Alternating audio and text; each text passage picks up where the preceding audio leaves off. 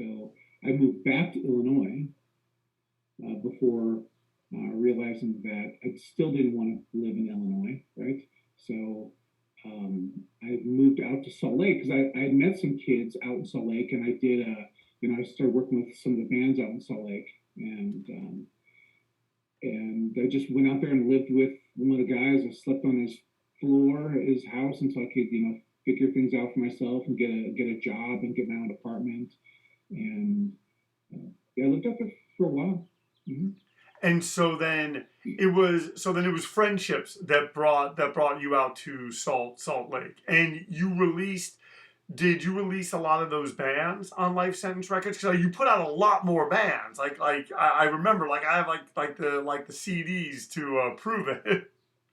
Yeah, I put out three bands. I put out Clear, Lifeless, and Trip Hammer from Salt Lake City. Gotcha.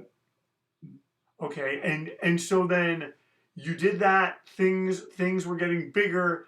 To me, I mean, and I've always felt this, and I think I've told you this. I feel that you had a big hand.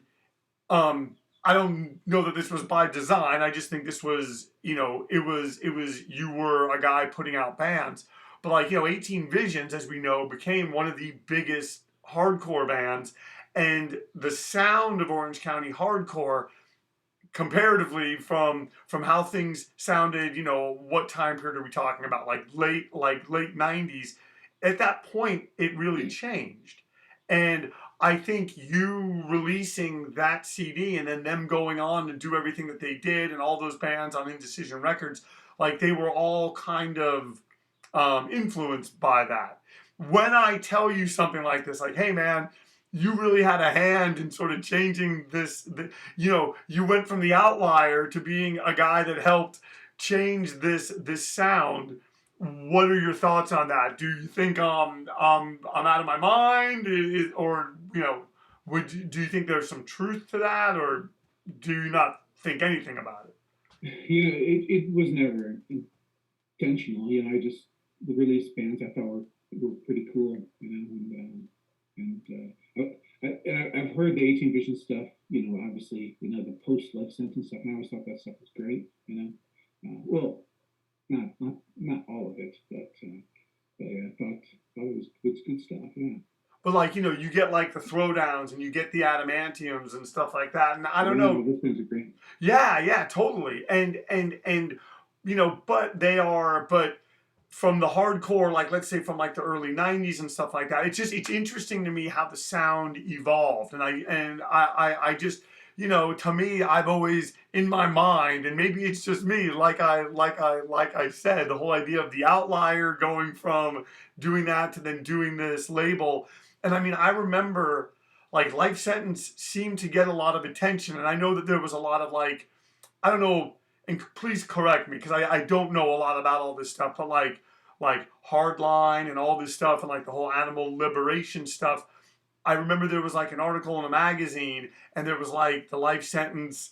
There was a poster. It was a Life Sentence poster up at this show because they were doing a correlation between those bands and those movements. What was that like for you, kind of being a part of that, but also the provider of music for that?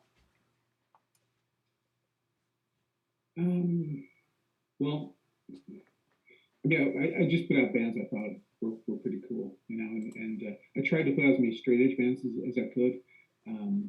I put out some bands that were interested in animal liberation and stuff, and I'm a huge animal lover myself, so I get all that. I'm a huge fan of that, and I think that's another piece of why I was drawn to Salt Lake City is there's just so many passionate kids out there, but.